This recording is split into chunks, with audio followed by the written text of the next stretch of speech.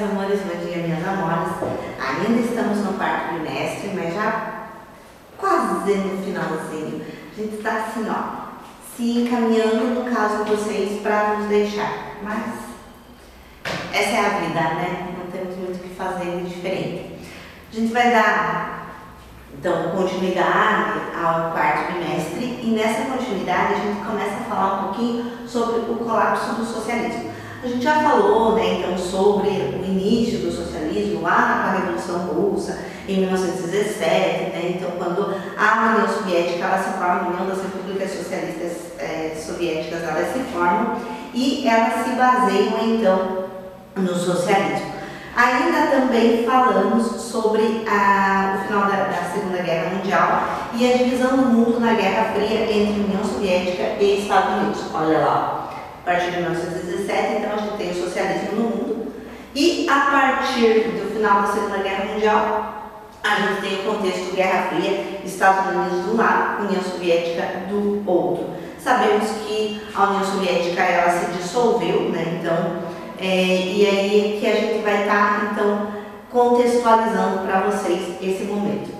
Bom, a União Soviética, a gente sempre fala sobre capitalismo, aqui a gente vai falar um pouquinho sobre a União Soviética. Ela deixava transparecer que estava tudo muito bem, tudo muito bom, né? Então, dentro das repúblicas socialistas soviéticas, que o socialismo ele é muito bom, mas eles acabaram, então, se concentrando no desenvolvimento bélico da própria União Soviética, na corrida espacial, e acabavam que não investiam na infraestrutura, nos produtos básicos, na indústria básica para a população. Isso fez com que essa população, então, ela fosse empobrecida, né? Então, a União Soviética ela não conseguiu acompanhar a tecnologia existente no mundo e isso fez, ela só se desenvolvia então na indústria bélica e isso fez com que o socialismo começasse a entrar em colapso.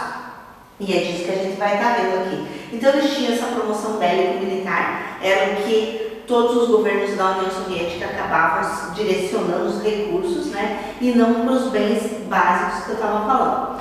O Brezhnev, Leonid Brezhnev, né, que era da União Soviética, e o Richard Nixon, que era dos Estados Unidos, eles resolveram então, né, para dar a partir de 1970, mais ou menos assim, dar uma disfarçada nesse esgotamento do socialismo, eles acabaram assinando um plano chamado Plano SALT. Vou ter que ler exatamente o que significa porque eu não me lembro. Tratado de Limitação de Armas Estratégicas. Tratado de Limitação de Armas Estratégicas, ou seja, eles vão fazer uma espécie de acordo nuclear, né? De acordo de não agressão e tudo mais, conhecido como detente, né? Então, até então, tanto a União Soviética quanto os Estados Unidos, as coisas meio que se acalmaram, para falar bem a verdade assim, né? Meio que se acalmaram, tá, gente? Porque aí a União Soviética resolve invadir o Afeganistão, mais ou menos em 1979, por aí. E ao invadir o Afeganistão, os Estados Unidos ele vai se envolver nesse conflito financiando e armando os mujahideen, uma coisa assim, um termo diferente lá. E entre esses estava até o Bin Laden, pasma você lá. E aí eles estavam lá, armados esses caras para lutar contra então a União Soviética, para lutar contra o socialismo, né? Porque senão era mais um país socialista, enfim, né? E eles acabam tipo que encerrando então a detente a partir de 1980. O Reagan, Ronald Reagan, difícil falar essas coisas, não tenho sotaque para isso não. Ele vai dar fim, então, essa detente, que é essa questão de não agressão, de não proliferação de armas, né? Enfim, esse acordo entre a União Soviética e os Estados Unidos, né? Então, o Afeganistão foi um ponto-chave para que isso acabasse.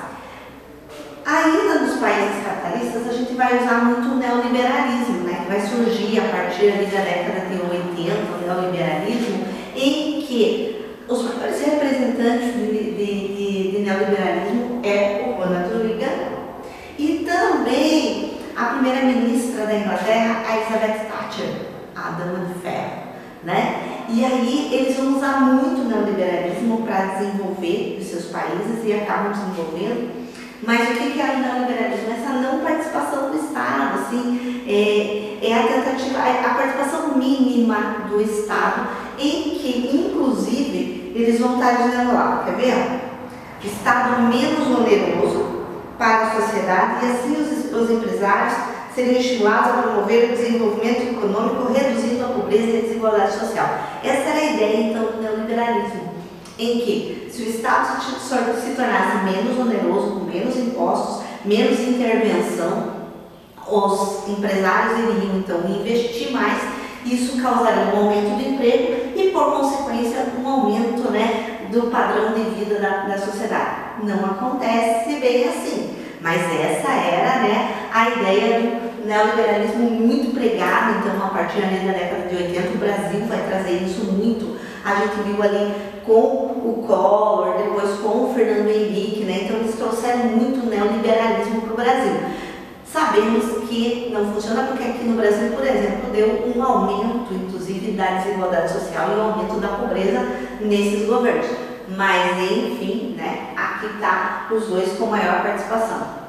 Os Estados Unidos com o Ronald Reagan e a Elizabeth Thatcher lá na Inglaterra. Beleza. E aí aqui, assim, ó. Fim do socialismo, quais são os fatores que levaram ao fim? Então ele já vinha mostrando colapsos, né, desde que havia só investimento na indústria bélica, o povo estava insatisfeito, muitos dos países a gente já tinha tido lá a Primavera de Praga, né, em que a Tchecoslováquia ela queria fim da centralização política. A Tchecoslováquia não estava falando nada de capitalismo, ela estava falando de um socialismo mais democrático, né? E aí, na Primavera de Praga, a União Soviética chama lá o Pacto de Varsóvia, que era o quê? Aquela união, então, dos países socialistas, caso o socialismo fosse ameaçado.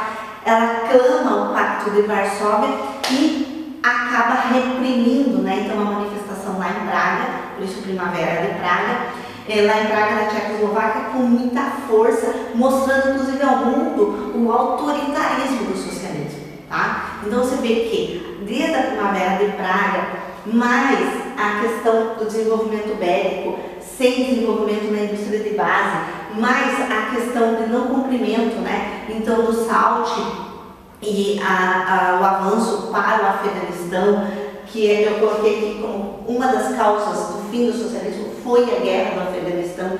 Então essa guerra ela vai fazer com que a União Soviética perceba a força dos Estados Unidos quando ela vai armar, né, aquele povo lá no Afeganistão e que depois vai virar inimigo dos Estados Unidos, como Bin Laden, mas esse é assunto mais para o finalzinho do ano, né, quando a gente for falar dessas guerras aí.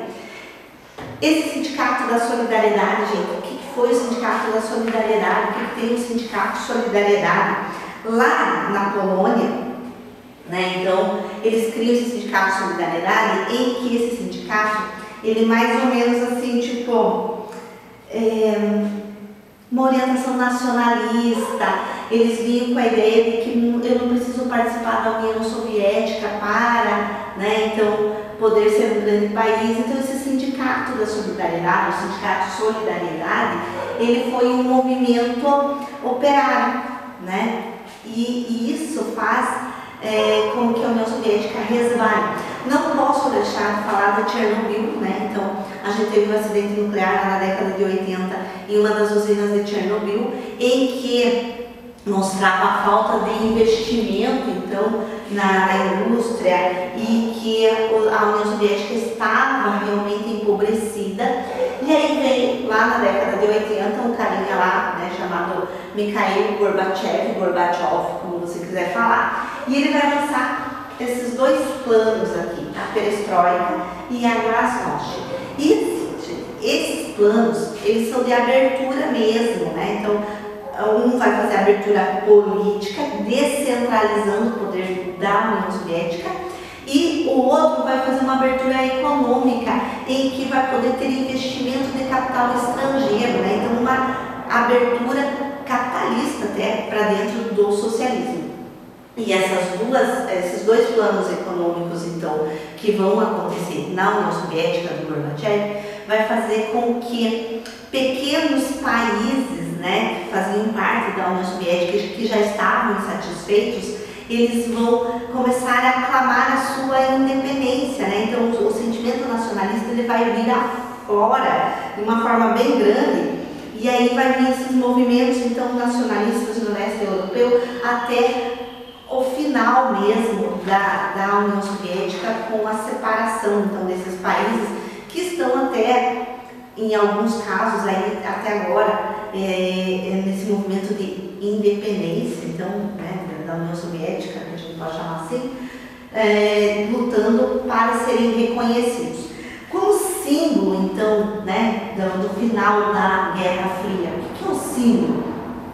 O símbolo da Guerra Fria foi o Muro de Berlim, né? Então, para que separava o mundo de um lado socialista, o mundo do outro lado capitalista. Cara, é muito maluco isso, porque daí, quando, né, tipo, traz esse movimento e tudo mais de fim do socialismo, a gente vai ter agora a queda do Muro de Berlim. E na queda do Muro de Berlim, o correspondente internacional era o Pedro Bial. E ele estava lá na praça, né? Então, quando o Muro de Berlim caiu, e ele fez a reportagem ao vivo, e as pessoas ali se abraçando, né? E aí a estátua do Lenin caindo, cabeça rolando para um lado, para mostrar. Então, o símbolo do final do socialismo vai ser a queda do Muro de Berlim, que eu acabei nem colocando aqui, mas as causas: guerra no Afeganistão, o sindicato de solidariedade, a perestroika e glasnost. Claro que a gente podia pôr falta de desenvolvimento, só desenvolvimento bélico, mas o símbolo foi a queda do Muro de Berlim. Semana que vem temos mais.